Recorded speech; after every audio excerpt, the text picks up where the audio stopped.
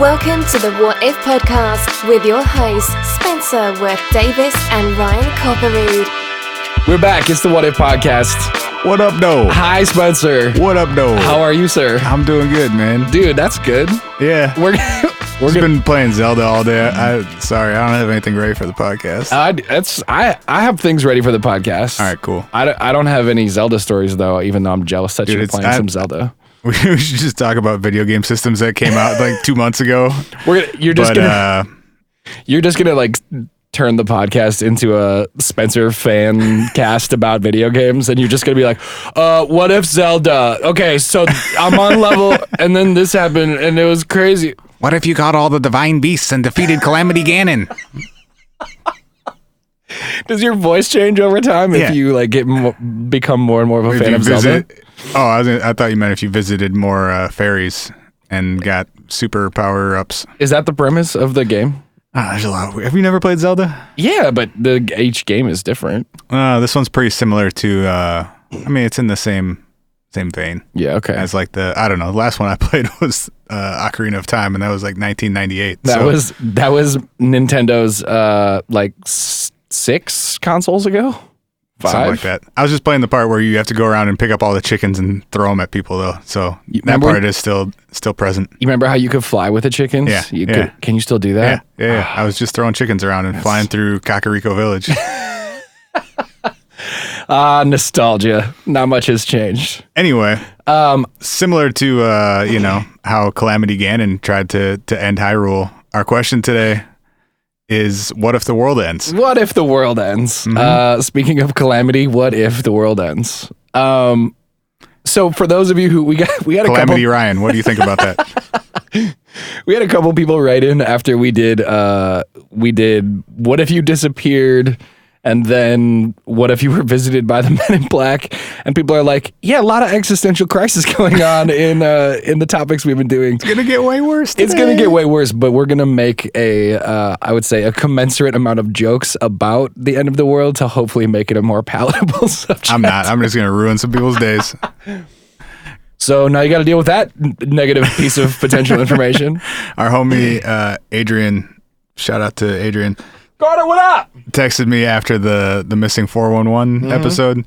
He's like, yeah, man, I was going to listen to your podcast and go for a walk. And then I felt like if I went for a walk, I would probably die or be transported to another dimension. And then I stayed in my house all day. So fuck you.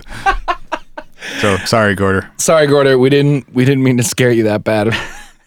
If that scared you, so will this episode. Yeah. Well, I mean, the world for sure is going to end. It's probably just going to be a long time from now. Well, yeah, well, right. We're going to look at the ways that it could happen sooner than later. But this is one of those, the hypothetical isn't hypothetical. It's going to end. It's an eventuality, if that's a word. We're going to say, yeah. Cool. It is. Cool. You want to kick it off? You want me to? I want to tell you a really quick story about something that happened to me on the way over here. Tight. Before we talk about the world ending. Tight. So I crossed... For those of you that don't know, Spencer and I live in Minneapolis. That's where Minneapolis, Minnesota, in the United States. That's where this podcast is created and sent into the internets from. And sent into the internets. Sent into the internets. That's what we call it. Something like that. And basically, Spencer lives on like the far, far east side of South Minneapolis, and I live on like the far, far west side of South Minneapolis. So I'm taking 38th East to come to you today, and I see a sign up. That's like it's like a tarp like banner sign in a store that I had not seen. I saw once before, but didn't really like pay a ton of attention to it. And this time I was at a stopped light, so I was like reading it. I took a picture of the sign, and I have to read you what this store is so that I can convince you to go visit it with me now. Perfect. On 38th and I believe Chicago, there is a sign for a new store called CGE's One Stop Shop, the number 1. Okay. Below CGE's One Stop Shop in smaller writing, it says, "We got everything." ... Exclusive men and women clothes. Good. hats, shoes, CDs, DVDs, hair braiding, hoodies, studio time, Oh yeah, I've seen this place. etc. Yeah, that's not new. ECT, etc. X. And then below it, we deliver and special online orders. Deals. This is all on one sign? And the third- How big is this sign? It's a big ass wide banner. And the third deals spelled with 2 L's, just to make sure you know. Bro. Speaking of multiple L's, how about that sign? Dude who wrote that copy took all the L's while creating. Like, I feel like somebody should have said, "Hey, man, do you want to proofread that sign before you have us print that?" Nah, man. Nah, I'm good. Deals. It's not a proofreading business. If there's more L's, people will know the deals are better. Bro, Why are you telling this story right now? because I thought it was so funny and it was completely unrelated. And I was like, bro, Yes, Spencer and I yes, it got to was. go to this store and we got to either record in there or we got to they take have pictures studio and show time. people. Yo, They can okay. also do our merch. We're recording an episode of the What If Podcast via studio time from CGE's one-stop shop. What if you took all the L's? Also, apparently they deliver. We deliver and special line orders. Deliver L's. Maybe they'll deliver us. Special delivery Can they deliver us studio time? How to does that your work? ears with this story. All right, man. okay. That happened on my way over today. Thanks for sharing that. You're welcome. That's, All right. So, are you personally? Do you have any personal thoughts about the apocalypse? Are you like bring it on? I know we've talked before. You're like, if something goes down, you kind of want to be here for it because that's your personality. it depends on which type of apocalypse we're talking about. Okay. I'm not really interested in the AI apocalypse. I'd rather avoid that one. That one sounds yeah. Any like nuclear sort of situation sounds Fallout. totally winter. miserable. Yeah. I mean, all of these would be miserable, but at least some of them would be quick. I Like was a gamma kinda- ray burst would be over before you even knew it was happening. Really? Yeah. All right.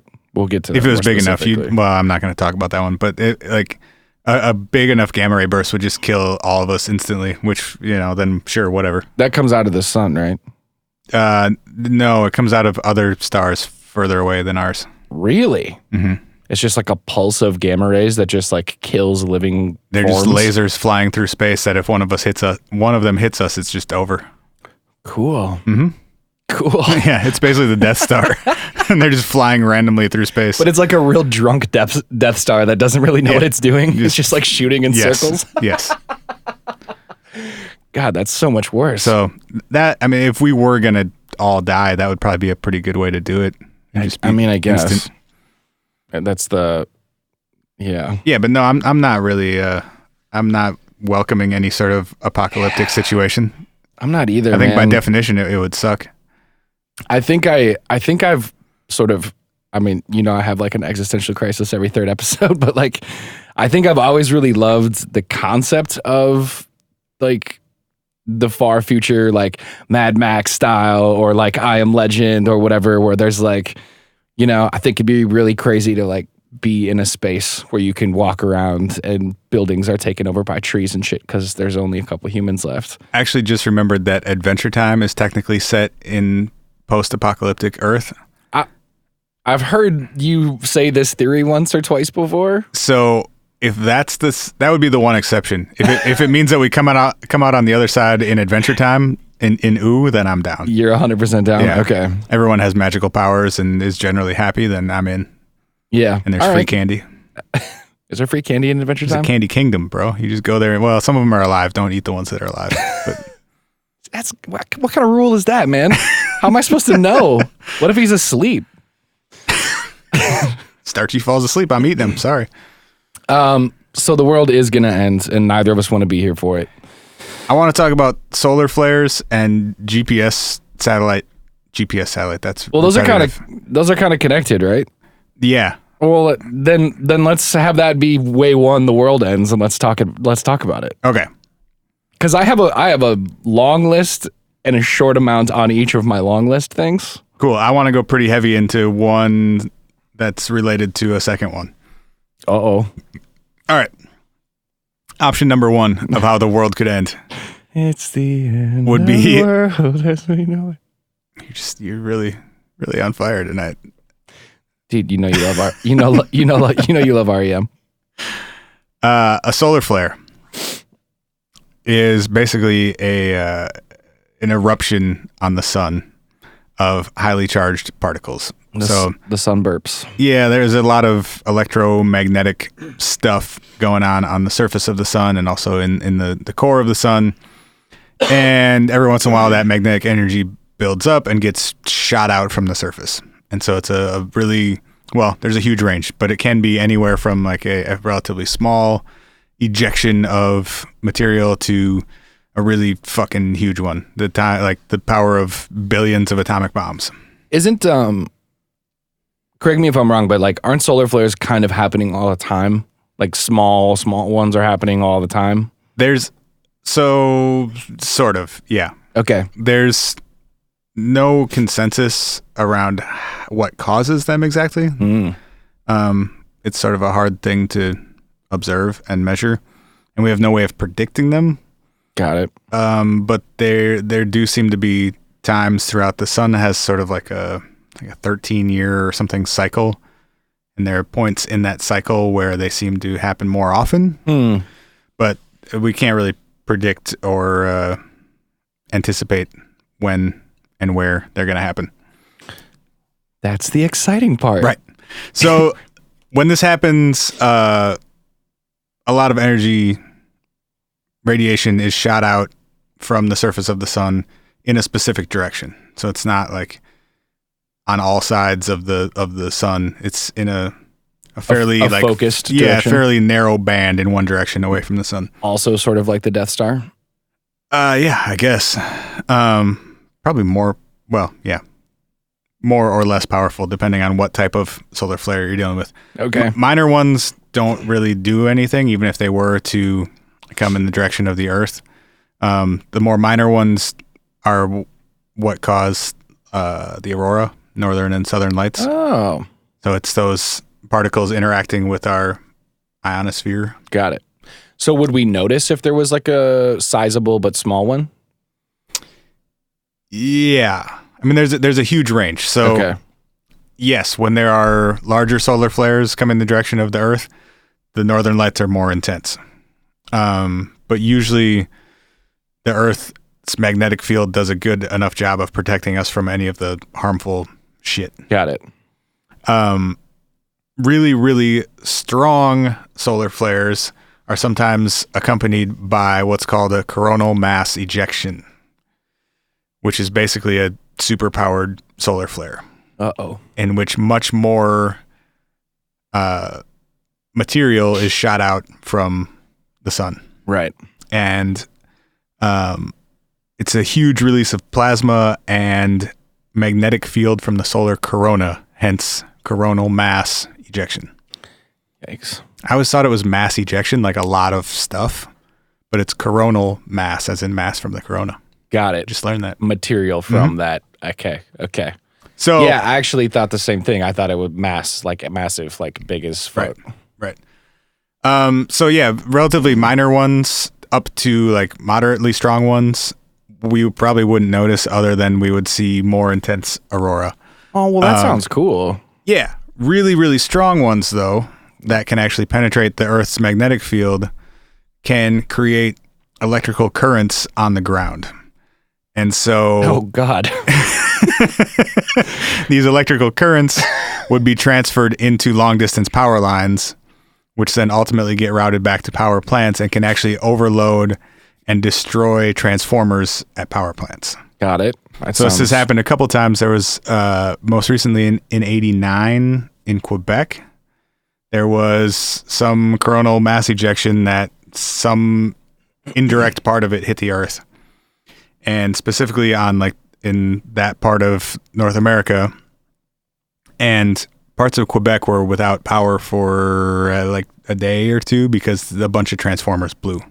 So this wouldn't have any effect on like the life form specifically. It would have more of an effect on like the technology in the space. Right. It wouldn't be enough electricity to kill or hurt animal life. We're not getting like mass struck by lightning. No. Okay. But if a strong enough coronal mass ejection hit Earth and hit it directly, so instead of just sort of glancing off of the Earth like that one did, if it hit directly over like the northern hemisphere, that same scenario could happen across all of North America or even all of the northern hemisphere. So now you're looking at like the United States and Canada and most of Europe and parts of Asia all being without electricity at the same time. Damn. Which gets really messy because so many things rely on electricity. Like all of them, basically. Well, so yeah, it's not like you're just out of electricity. Water is pumped into buildings with electric pumps. For sure. Gas is pumped with electric pumps. Right. So now you don't have water flowing. You don't have gas. So you're not delivering food to stores. Yeah. ATMs don't work. Banking all stops. The entire internet stops.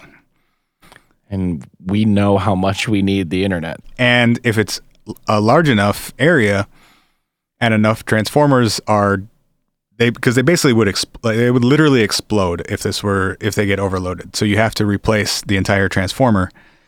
But if this happens to thousands of them simultaneously and no one has power in order to manufacture new ones, deliver new ones, install new ones, make these repairs, it could be months, if not years, before all of that damage is undone. So you're looking at... I didn't realize how much I was like, I didn't realize how much I was going to bum myself out with this episode. Mm-hmm. Like I've been doing a lot of research on other versions of this, but I'm just listening to you like, damn, that's going to be really bad. Luckily, this doesn't happen often. Okay. It's happened maybe once in recorded history. When these do happen, they're called Carrington events. I feel like I've heard that term before. I had too, but I didn't actually know what it was. Yeah.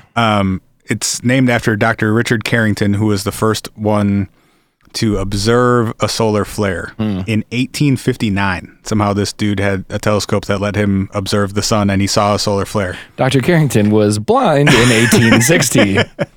So there was a huge coronal mass ejection in 1859 that directly hit the Earth.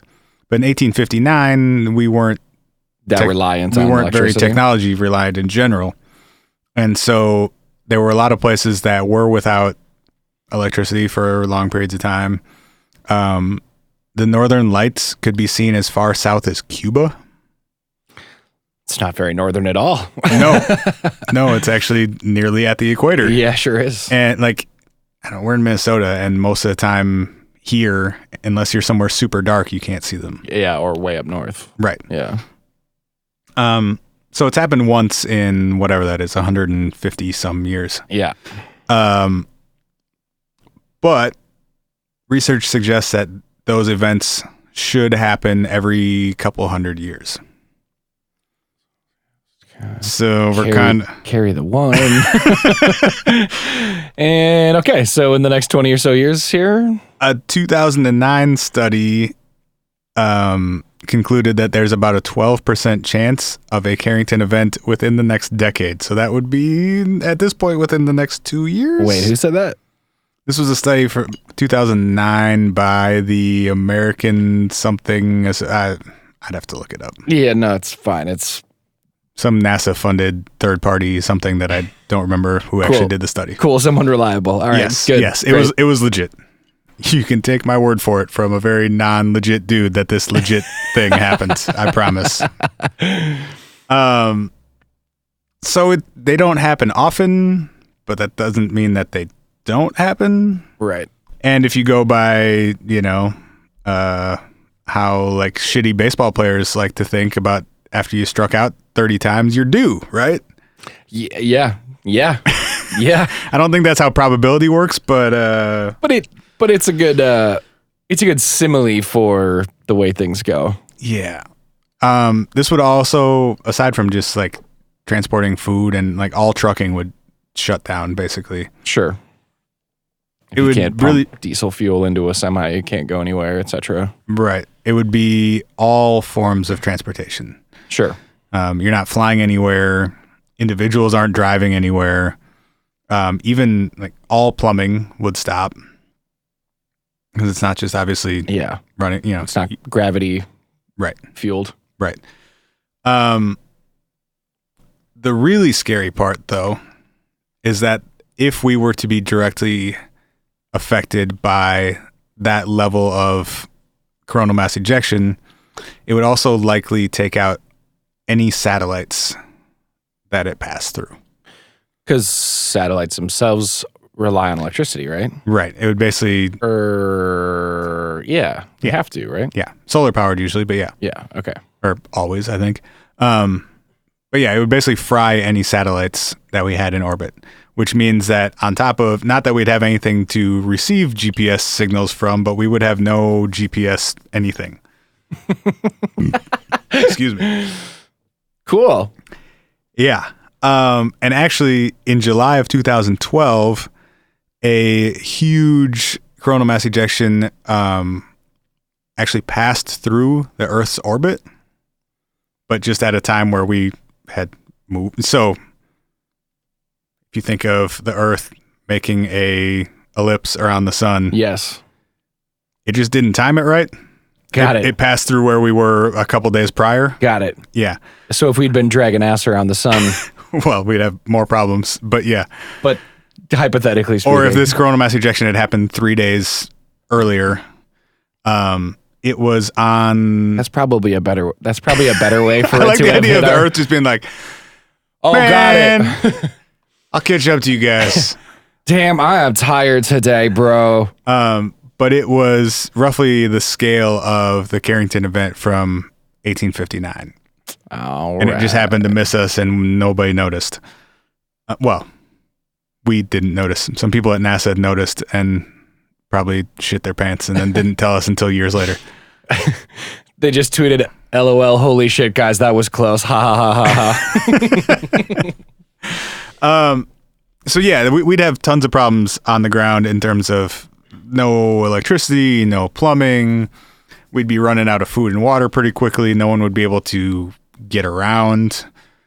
Public transit stops, individual transportation stops, every supply chain, anything stops.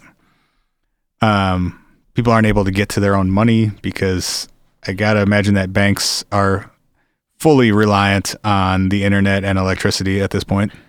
Well, right. Yeah. But even if it were somehow just GPS that was taken out, we would still have gigantic problems. Yeah, well, you'd have all of those problems just with like less of the other ones. Yeah, I'm saying if somehow the global positioning system were to fail without any of the other stuff, like if all of 24 of those satellites just stopped working for some other reason, we would still almost be equally fucked. Oh, totally. Which is not something I had really considered previously because I don't think I really understood how many things rely on it. Yeah, and what it really is even. I guess I kind of don't either, as much as I kind of think about like, I imagine everything that moves as a form of transportation relies on it. So like ships, airplanes, cars, I would imagine all of those things. Plus a bunch of stuff I never would have thought of because I didn't really understand how it works. So okay, hit me. Just quick background on GPS. Stands for Global Positioning System. It's 24 satellites that are orbiting 12,000 miles above the Earth. Okay. And they're spaced out so that anywhere on the surface of the Earth, you should have a direct line to at least 4 of them. There are 24 of them around the Earth. Oh.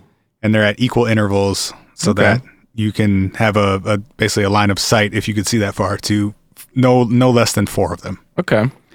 And the reason for that is that you actually need contact with 4 separate satellites in order to establish location. Where you are. Mm-hmm. Okay. Because it's your location on the surface of the Earth, but it also gives you elevation.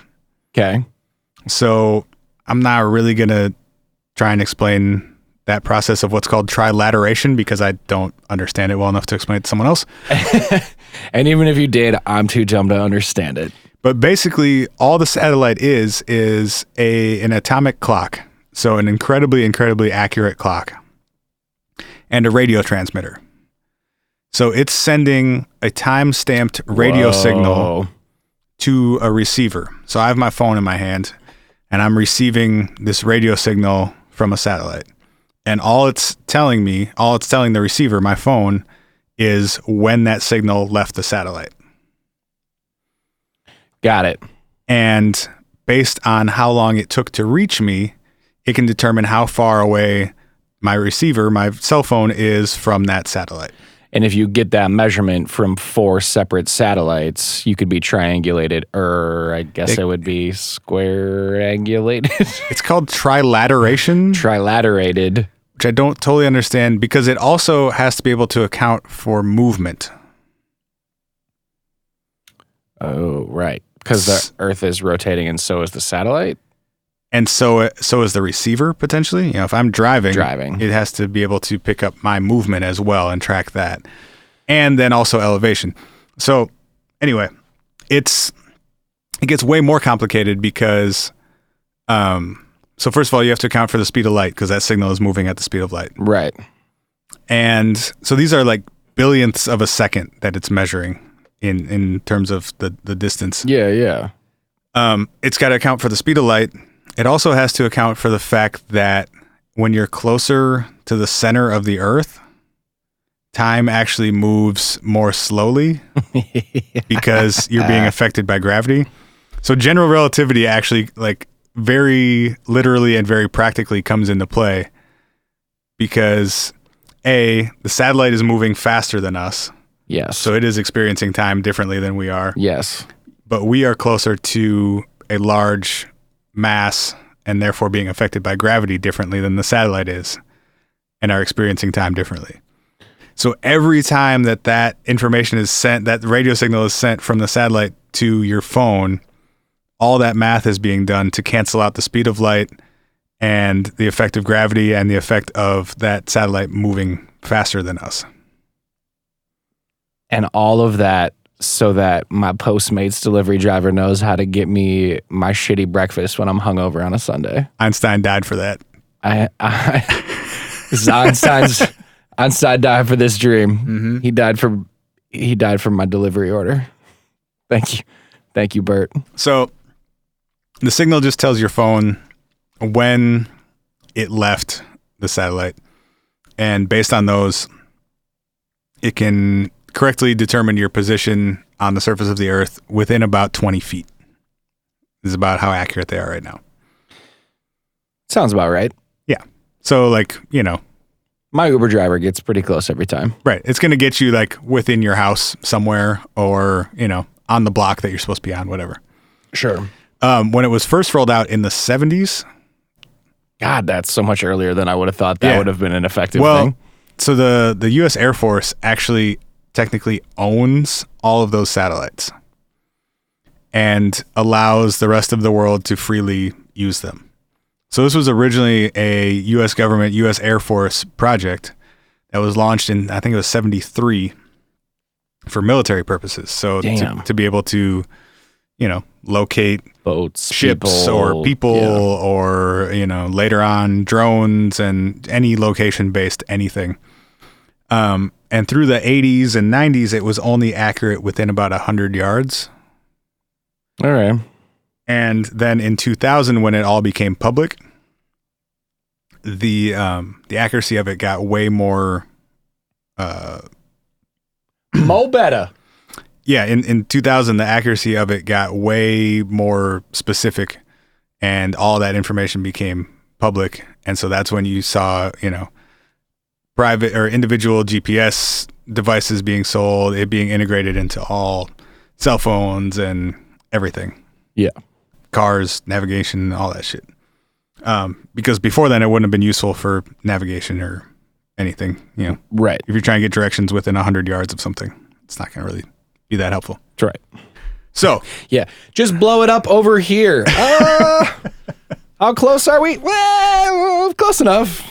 So, like, we all know it's important for navigation and for airplanes, and, you know, any sort of air travel obviously uses it. all sorts of military applications. What I didn't realize is that because all of them have atomic clocks on them, which are fairly rare and fairly expensive, they are the most accurate timekeeping devices that we have. And so lots of systems use them for timing, not for location. Okay. So every trade on the New York Stock Exchange is based off of GPS. Damn. So a GPS error of a fraction of a second could mean millions or billions of dollars. Whoa. in trades that didn't go through when they were supposed to, or went through when they weren't supposed to. Lots of infrastructure relies on them for timing too.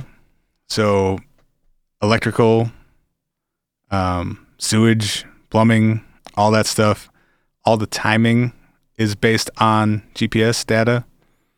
Public transit, all the timing is based on GPS data. Damn. Things like traffic signals are based on GPS data. Damn. I'm just getting slowly quieter over here. Like, fuck. Shit. Emergency services. What? So, how the amber lamp gets to you? Yeah, I would guess that's more location than timing, but maybe it's somehow both. Sure. And the U.S. government estimates the economic value of those 24 satellites because of all these things that have been built around it. Oh, it's got to be astronomical. In multiple trillions of dollars. Wow. Yeah. Do we just threaten China for like a day? Like, hey, we know we owe you a lot of money, but like maybe you don't have GPS anymore. Well, I've wondered about that before, because why are we letting ISIS use it? Oh wow.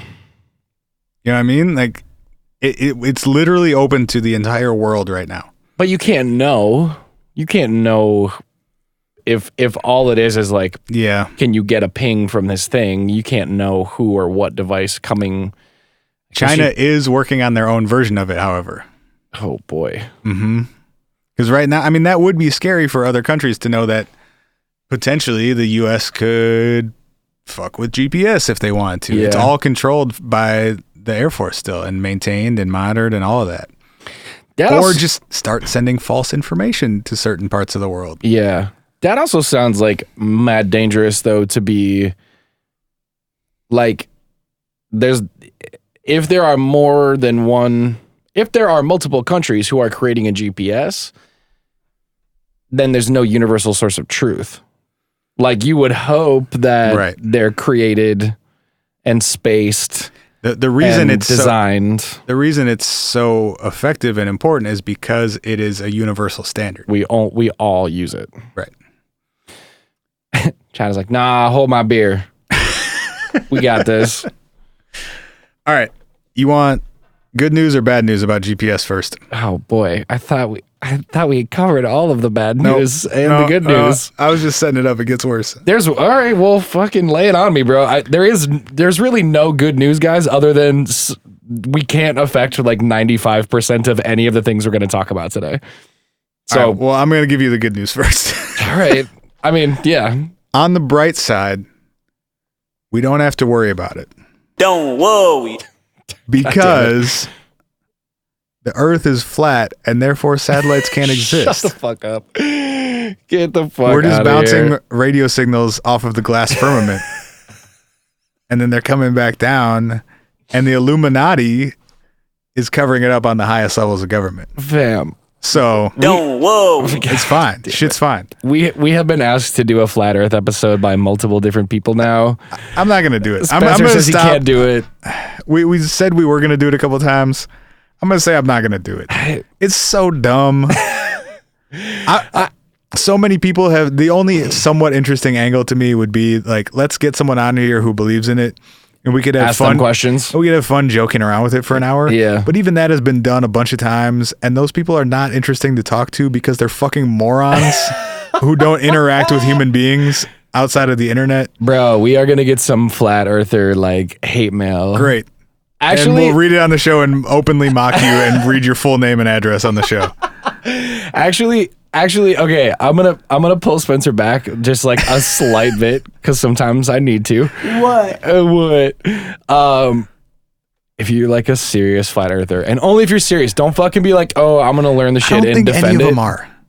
I also there's also that. That's another reason I don't want to do it. I don't think any of those people You think actually. everyone's just trolling. I think the origin of it was trolling, at least. And the only people that actually believe it now were dumb enough to fall for it being real. 612-246-4614. That's 612-246-4614. Leave us a voicemail or email us at hi@whatifpodcast.com if you want to yell at Spencer for anything that he just said. But I also am pretty much in full agreement with Spencer that it's a super stupid theory and it's not true at all. And there are massive gaps in it. So that was me getting worked up about my own joke. also, if the good news is that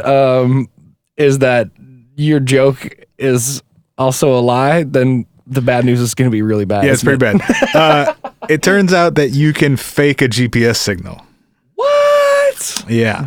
And this guy named Todd Humphreys a few years ago built what he calls a GPS spoofer. Of course, his name was Todd. What a dick. What a Todd. What a Todd. And so a GPS signal is basically just a radio signal, a radio frequency, a very specific one. But a receiver looks for a peak at this very specific radio frequency. Okay. And that's the signal that it reads. Sure. And it is not encrypted. It is not authenticated in any way. These are just open because it's open to anyone in the entire world. Right. That would be impossible to surmount. Right. What he managed to do was create a computer controlled radio signal that can override the GPS signal.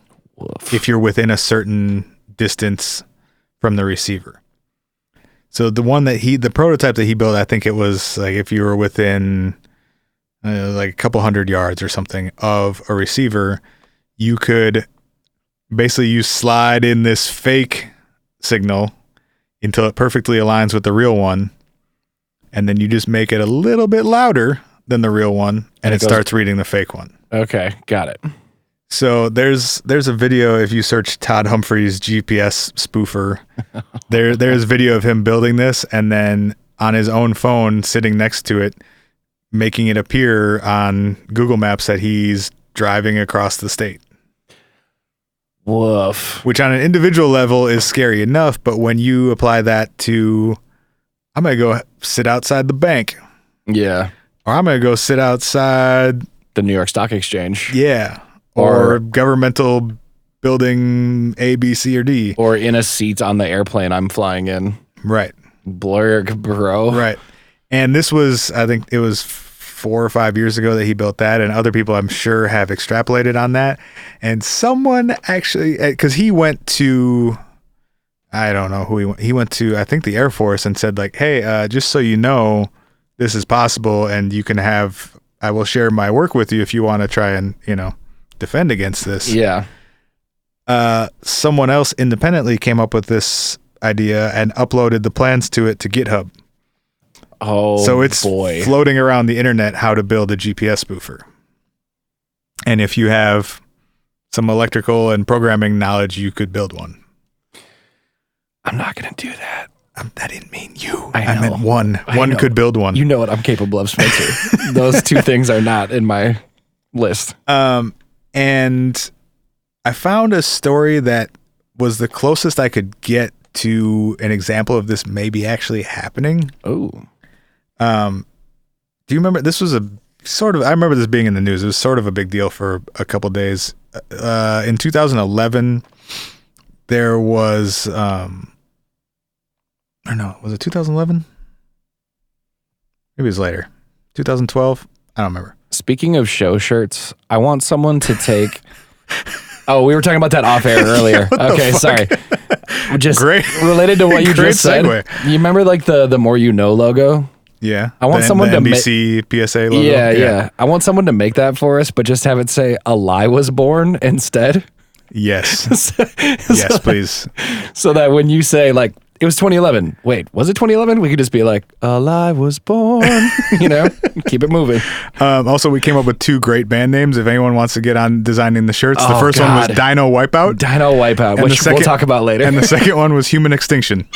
If there's not a punk band already named Human Extinction, I'm going to be very disappointed. Someone please send me the link to their Bandcamp. I would like to take a listen. All right. This was actually 2016, which is probably why I remember it. Oh. Thank you for stalling and talking about band shirts while I found the right information. No doubt.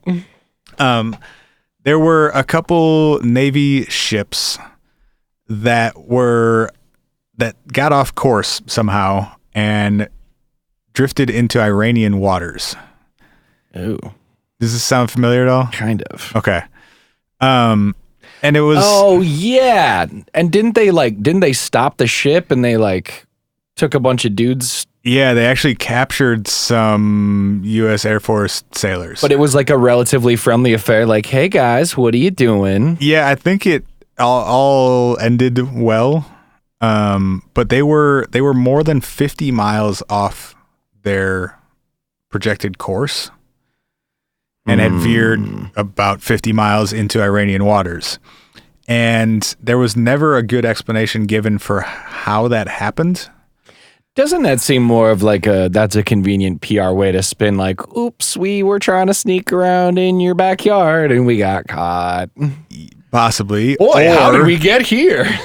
Or Iran is fucking with people's GPS signals and being like, oh, why don't you just kind of venture into Iranian waters so we can shoot you and it will be justified. Sure. Because you entered our space and you were aggressive. Or so we can capture your boat and get something in exchange for your boat and your people. Right. Yeah. So it was, it's purely speculation, but it was hypothesized that maybe Iran was messing around with some GPS spoofing.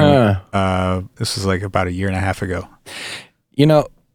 One of the things that I've noticed, and we'll get into. Oh, we're gonna. There just one more thing on that. Yeah. Okay. In 2011, that's why I got the dates mixed up. They actually successfully manipulated the GPS systems on a CIA drone. Whoa. And brought it down in Iran and captured it. Whoa. So, I think that's why people are speculating maybe they're moving on to people and boats and actually capturing sailors. Yeah. That's crazy, but man. That's super small scale version of what could happen if this was widely available and easy to make. One of the things I've noticed, to your point, is I feel like so many of the doom porn, so many of the doom porn scenarios we're talking about on today is they're all kind of interconnected, or a lot of them are interconnected. Mm-hmm. The one that you just said is that's a pretty easy way for us to get into a nuclear holocaust is some GPS spoofer steers a ship into unwanted waters or takes a U.S. submarine that thinks it's in Japan and oops, it's in North Korean waters. And all of a sudden we have nuclear holocaust happening like that. Right. So many of these things are, or to your point about food, food delivery and how many watering systems and agricultural systems and things are tied to, electricity and how many. And the internet. How many crops die if we don't have electricity just based on an inability to carry on with our current agricultural system. So many of the things we're going to talk about next are kind of interconnected based on, well, if this happens, then that would happen kind of thing. I know you're talking about food delivery on an agricultural supply chain level, but it got me thinking, if Amazon ever gets around to doing their drone delivery and they start doing food delivery, they are doing food delivery, right? Yeah, they are. Then I might build a GPS spoofer and just sit outside and direct people's food deliveries to my house and then send them back on their way. And be like, I don't know what to tell you. It's the way more friendly version of robbing the pizza driver just for his pizza. You ever, when you're in high school, you have your buddy order from the drive-thru window and then pull up and then somebody gets out of the car and when they're handing it off, you run through and intercept it and then the other guy just drives off and you got free McDonald's. You ever do that one? Holy shit, no, but that sounds amazing. You're welcome, high schoolers listening to our podcast. There's some wisdom from like 2001. There's some nostalgic shit we probably shouldn't have done from 10, 15 years ago. Give 16-year-olds driver's licenses and some stupid shit is going to happen. Oh boy, did we do some stupid shit. Kind of surprised I'm still alive. Well, if we haven't severely bummed you out enough yet, we're gonna take a quick break and give you a breather, take a shot, get some fresh air, stretch out a little bit, and come back in a second. And we're gonna try to bum you out further with less depth, but more instances of ways the world might end. Don't worry. Because you can't control it anyway. So don't worry, and we'll be right back with the What If Podcast.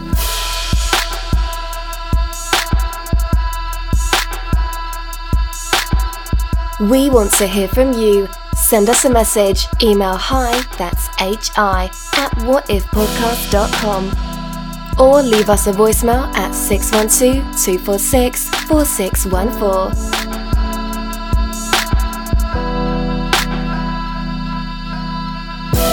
We are back. This is the What If Podcast. The world has not ended Yet. in the break that we just took to. That was actually only about 15 seconds for you, so unless you died and this podcast is just playing to your... Never mind. It was going to get really, really terrible and Your dark. dead ears. Yes. That's what I was going to say, and then you said it anyway. Well, can your dead ears be a band name too? Yes. All right. Yes. Is that like a Van Gogh reference? I mean, he mailed a dead ear to somebody. Before we move His into... own. Yes, he did. Yes, he did. Before we move into whatever way you have for us to die in exciting fashion, So many. I forgot. I left out one part about the effects of a GPS failure, Uh-oh. which is that people will just drive into the ocean, which has happened on multiple occasions, apparently.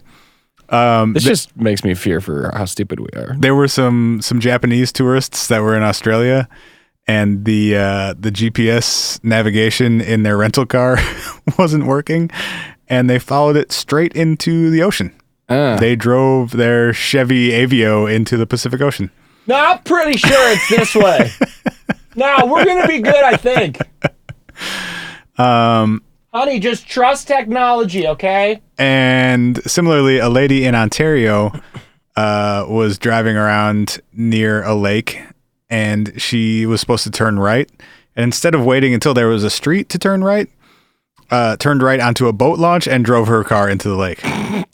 and nearly died because her car sank. Bro. So not our biggest worry if GPS fails, but people will drive cars into the ocean. I really like the character of the overly excited GPS user / listener. So Turn now. Go. Turn. Before Google Maps can say turn right in 300 feet, it's just turn right. Ah! Just do it like right in that moment. I'm listening. She told me to turn right. I turned right. Okay. No brake, nothing. Nope. Just hard right, straight into the ocean. Make a U-turn. Make a U-turn. I was gonna try Kill to yourself. Die. You die now. It's much more hell than it is anything else. I'm sorry, Dave. I'm afraid I can't swim. All right, I'm gonna shut up for a while. Tell me about how we're all gonna die. Well, we are all gonna die one day. Whether or not we're here to, Some of us sooner than others. some of us sooner than others. Whether or not we're here to see everyone die or the planet die is different. I'm here to see everybody die. Let's go. I'm here for it. That's actually the only reason I'm sticking around, to be honest. There's a good chance I think we're all gonna go, so I'm gonna wait till that happens. No, but I did definitely, as I was doing my research for this episode, there are a lot of people that talk about the end of the world in two different lenses, which is the end of the world, like the planet, the Earth, the people who talk about like eventually our sun will be massive. The eventual heat death of the universe is and coming. will murder us. I mean, don't worry, guys. That's like a really like billions of years from now, but it will happen. I don't know why I didn't play this earlier. Show me what you got. Or the planet will be destroyed. Yeah. Well, we can play it lots between now and the end of this I should have episode. pulled some audio from the giant screaming sun also. Damn it. All right, maybe that will be worth putting in post. Just have it screaming underneath us while we're talking about sun stuff. a loop. But yeah, so there's a difference, or people I guess look at it differently. Is like humankind ending, or is the planet Everything ending? Yeah. Which are kind of different. And for the most part, is it a human extinction or just a dino wipeout? or a planetary extinction entirely. Well, Yes. the Dino Wipeout didn't wipe out the planet entirely. Got close. Got close. We're still here. We weren't here when dinosaurs were. I mean, if the entire planet had been wiped out by the thing that killed the dinosaurs, nothing would have come back. Jesus. Likely, yeah. Jesus would not have come back. That's where I was going with that. Good. All Nailed right, it. what do you got? Well, I got a Carl Sagan quote, which I think is kind of interesting. Carl Sagan is always welcome here. Yeah, so in a paper in 1983, he was asked about human extinction. Mm-hmm. And I think this is kind of interesting. He says, it's a little long, but stick with me.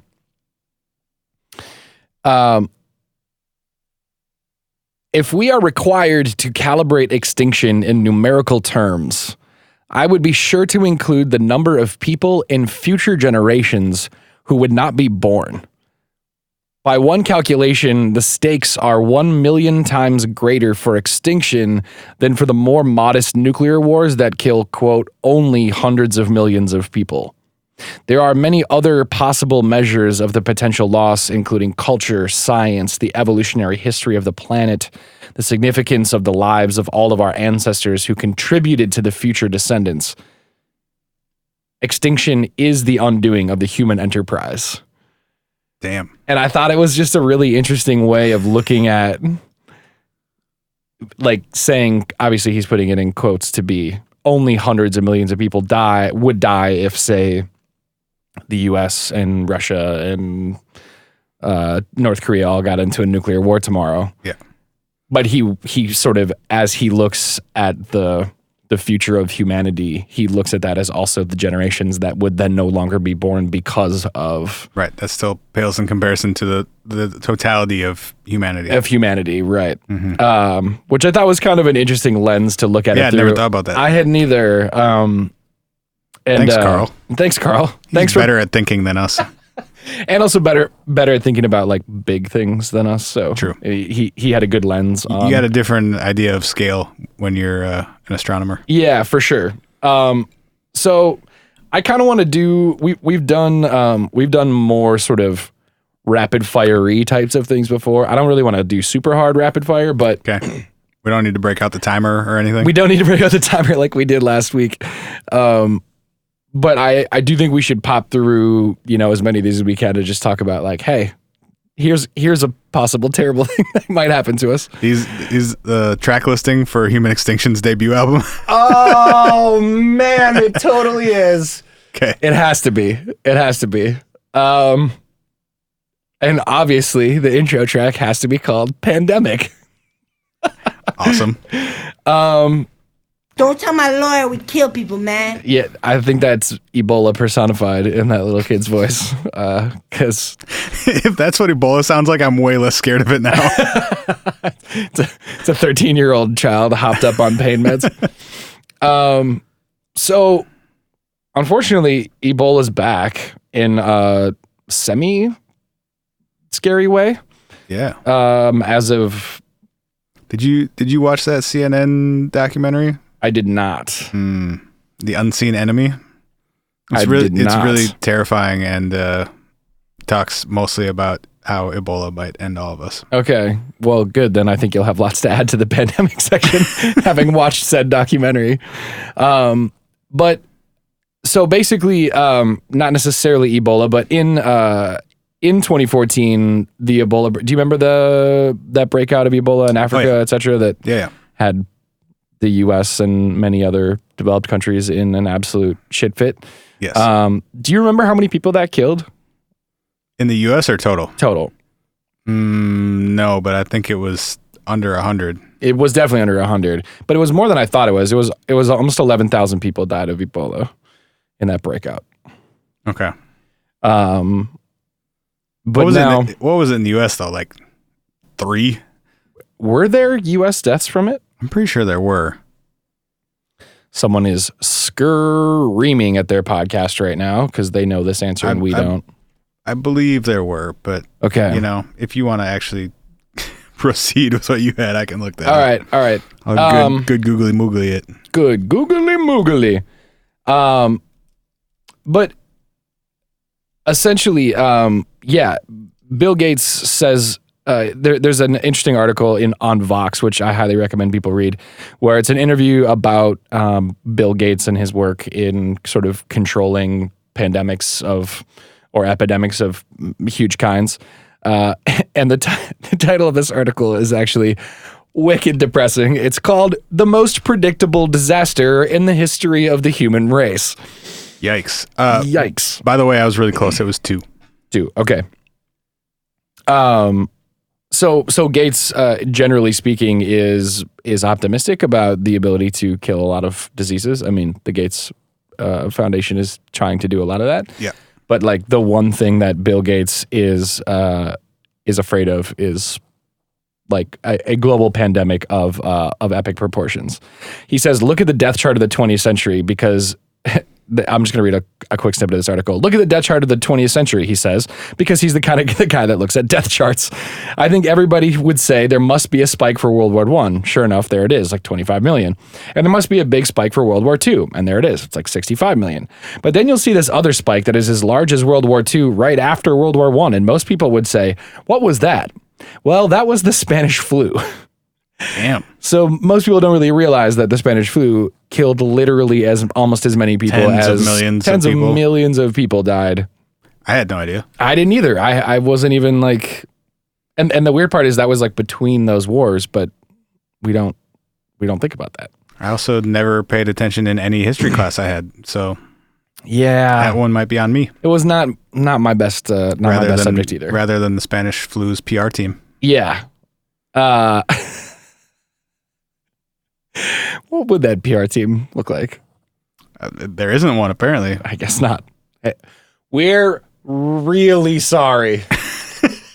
That's just all they do. Go on apology tours nonstop. Ebola, AIDS. We could talk about bacteria, viruses that we're not even aware of. Super bacteria, which is opening for human extinction. One night only. Yes. Super bacteria, for those that don't know, are antibiotics as a species keep getting stronger and stronger to fight the growing bacteria that we have, and they're being prescribed more, which means that we're more susceptible to different types of bacteria and growing bacteria, etc. So basically, getting to the point where a bacterial infection, like your common cough or flu or whatever, except that we don't have a bug killer. We don't have a fly swatter big enough to swat the fly. Only the Andre the Giants of bacteria are left out here. Yeah. I read a really interesting article that I'm not going to be able to find right now, but it was about how there was a Russian city that had, due to global warming, they had a big chunk of this glacier melt, and in the glacial melt, there were carcasses that were found of deer in Russia that had died from anthrax poisoning. And this was like hundreds of, not hundreds, like thousands of, or hundreds or thousands. I'm not really sure which one. So a lie was born. But a long time ago, some number of years ago, a bunch of reindeer who died of anthrax poisoning in this like far up northern Russia area. And as the glacial melt started to work its way into the topsoil, it worked its way into the water system of the city and started killing kids who were dying from anthrax poisoning. And nobody could figure out how the kids were dying. And it was because the anthrax spores that had been held dormant in the glacial ice melted. In the deer mummies? And the deer mummies exactly melted into the city's water and started killing kids. So that's fucked up. It's super fucked up. And that's another huge fear that people have related to a pandemic is the ability for things to potentially melt and become exposed to. This podcast is the worst. I didn't really think this one through about how like every step of the way, this is just going to be fucking the worst. It is. I'm going to be so, you know what we're going to do? We should create a hashtag like this podcast sucks. No, I want people to be proud that they made it to the end of the episode. Like I soldiered through and like, we're going to be all right. Don't worry. Don't whoa. Yeah. Let's just make it that. You spell that WUWWY. Yeah. Okay. Perfect. DONT. No. DON. Okay. Got it. WUWWY. All right. So hashtag don't worry.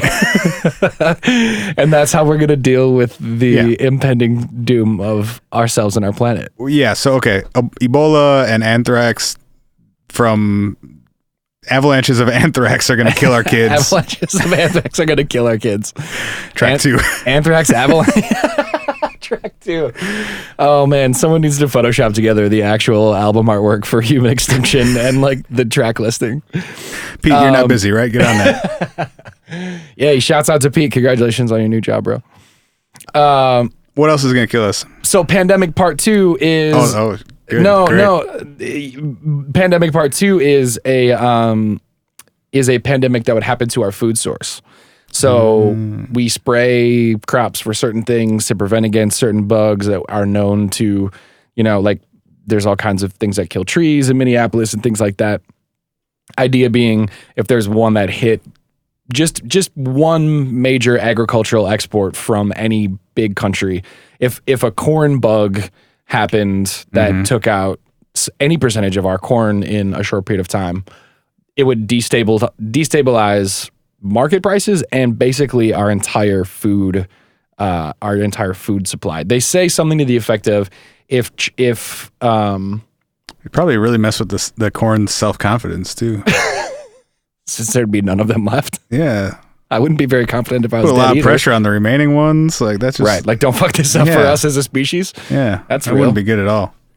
That's how Will Smith felt in I Am Legend, bro.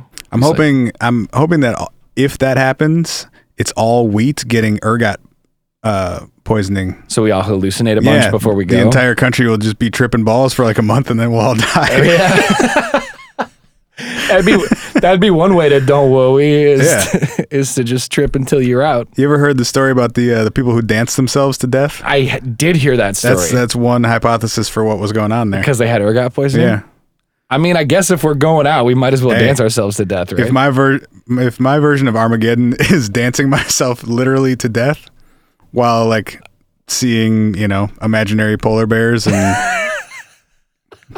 I'm okay with that. I guess there are worse ways to go. Okay, so other ways we can die. Well, talking about things that are interconnected and also talking about dinosaurs. What if something hits the planet? Ooh, an impact event. An impact event indeed. Deep impact, perhaps. It's also referred to as a bolide. Is that right? Bolide event? I don't know. I've never heard that. Shit. I can't find it in my notes right now. I'm pretty sure a bolide impact. Yes. So a bolide is an extremely bright meteor, especially one that explodes in the atmosphere. In astronomy, refers to a fireball about as bright as the full moon and is generally considered a synonym for fireball. In geology, a bolide is a very large impactor. Okay. So that's a new one for me. Cool. A bolide event is often what they say killed the dinosaurs. Obviously, an impact of intense proportion, but they refer to it as a bolide event. But it breaks up and therefore is spread out over a larger area. Is that the idea? Creating multiple very large craters across a surface. Yeah. Okay. Which then has a full series of dust in the air, nuclear winter, climate change, huge temperature changes. Yeah. to go back to pandemic part 3, some people are worried that there could be molecular content of some kind on a meteorite or a comet or something. An alien invasion, if you will. An alien, almost, I mean, I guess literally, right? It would be an alien species. It would technically, yes. And it would be basically something that could land on our planet and would be a molecular being that we would have no knowledge of or basis for, and could potentially be harmful to humans or plants or animals or all of the above. Gotcha, bitch! And would get all of us just by getting deposited from being a random rock floating. I'm really disappointed in myself that I didn't include alien invasion on this list of things that could end our world. I mean... Sorry, guys. I guess we just did, though. Technically speaking, we just did.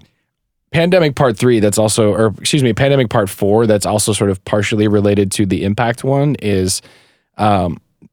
basically the potential that someone could engineer it as a terroristic threat. So creating a superbug in a lab, and why though?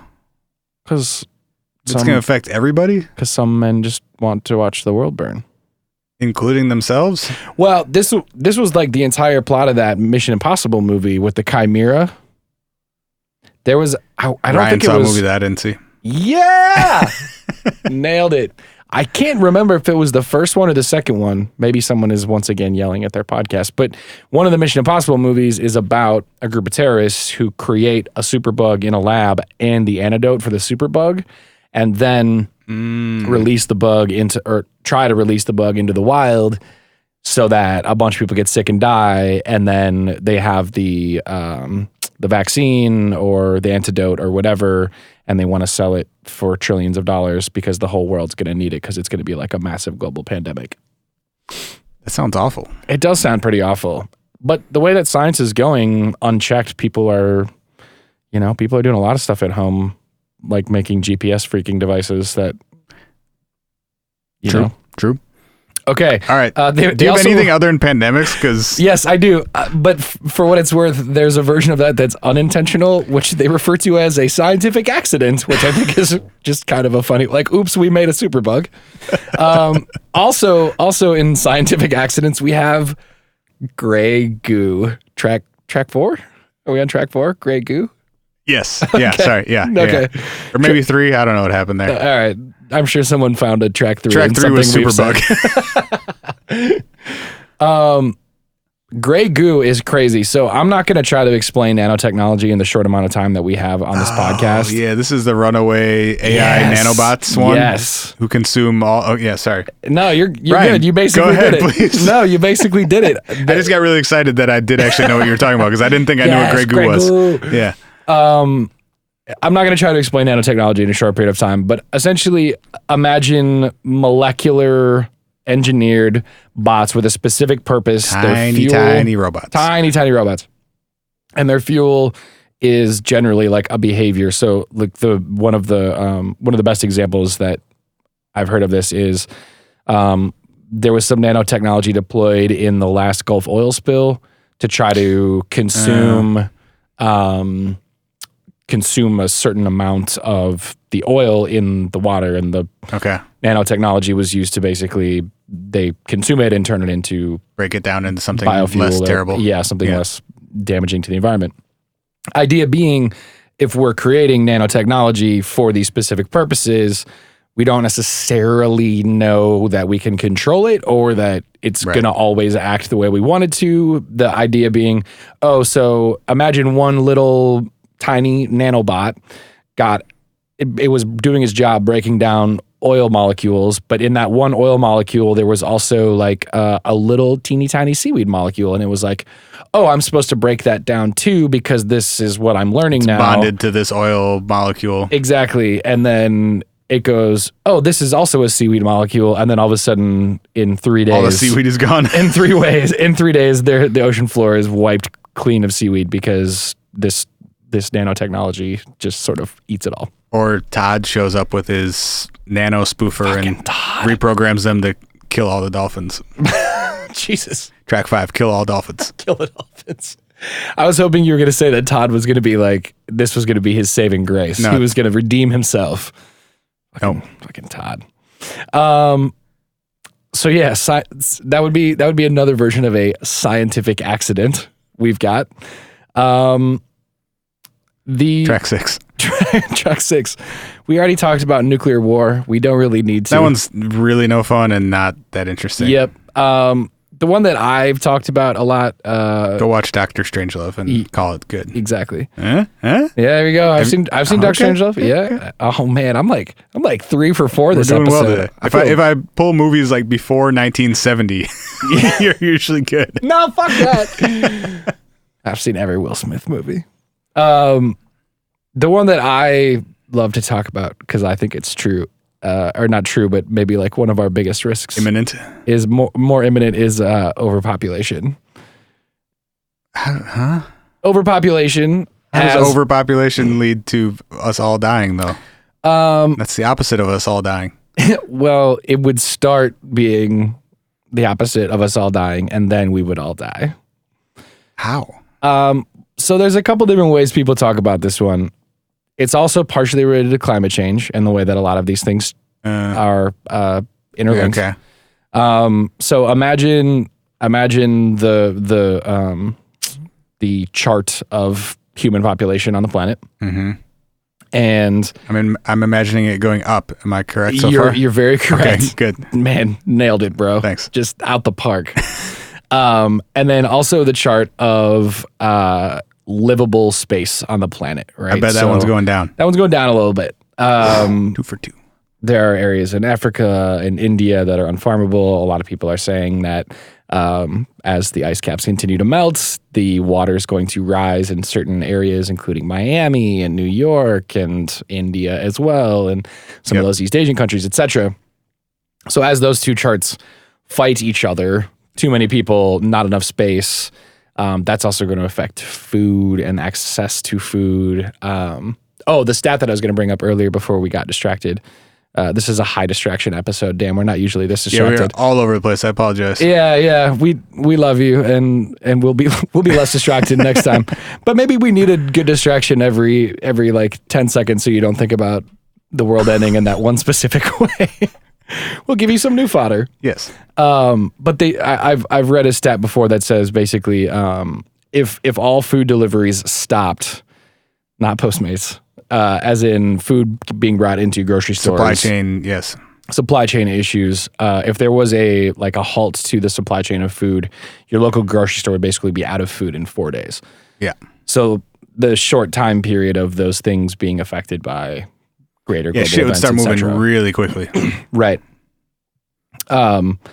So that wouldn't necessarily lead to everyone dying, but there would be an intense period of starvation and things sort of falling apart. Yeah, but wouldn't that sort of rebalance things eventually?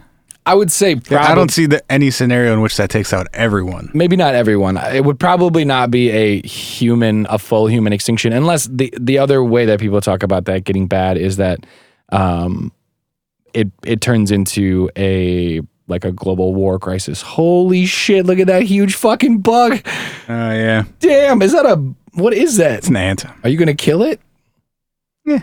You guys, there is a 1.5 inch long ant climbing on the screen. You're exaggerating a little, but it's pretty fucking big. That's maybe one of the bigger ants. He's following the red line across the screen that's recording. That's Bro, great. He's climbing. He's gone, except he's going to climb up.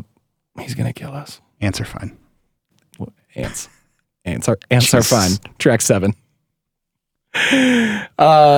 Anyway, overpopulation, people moving country to country, state to state, that creates conflict between countries. It's already happening in in the Middle East as it relates to different geopolitical issues, but it could definitely wipe out a lot of people. I don't see that one being like a total or even mass extinction scenario, but it could get ugly for sure. That's fair.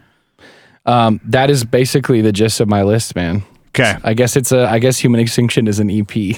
Well, actually, this is going to be a 2-parter, which I don't think we mentioned at the beginning, but probably I guess should we have. didn't. No, yeah. Because this will be a little more fun in part 2. We're going to go through ways in which people are preparing for these scenarios. Right.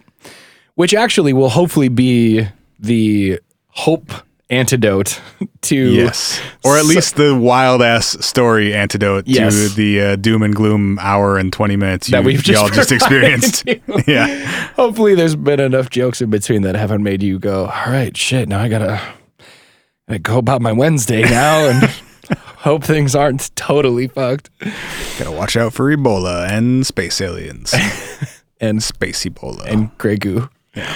But yeah, we're gonna come back with some stories of doomsday preppers and maybe some like actual practical things that could be done. Vaults that are holding seeds for us and some things like that. So it should be a really seed vaults. Yeah, should be a really fun part too. So yeah, we're gonna come back with that next week. But I think that's about all the doom porn I can handle for one episode. I think it is for me too. We'll hopefully give you some doom hope. Hope porn. Hope. Why does that sound so much like weirder? I don't know. Sounds like fun. What are you talking about? Just a couple of quick things to wrap. We did mention it earlier. If you want to send us an email, that's hi@whatifpodcast.com. If you want to leave us a voicemail, recommend a show idea, leave us a voicemail at 612-246-4614. And you can check us out online at whatifpodcast.com. I'm out of hats. Oh, dang. Yeah. If you want to leave us a rating and a review and email me, maybe I'll find some other cool shit to send you. We're going to start giving away some books. Yeah, maybe. I'm running out of room for books. Maybe you could take some of those. Yeah. We'll send you like a VHS copy of Mrs. Doubtfire or something. We'll find something. Yo, we'll make it worth your while if you leave a rating and review and send it to us. We'll get you a little high five package as well. All right, man. I think that's all we got. We'll be back next week with What If the World Ends Part 2 on the What If Podcast. Later. Have a good week. We'll be back next week with another episode of the What If Podcast. Solitary, you ended up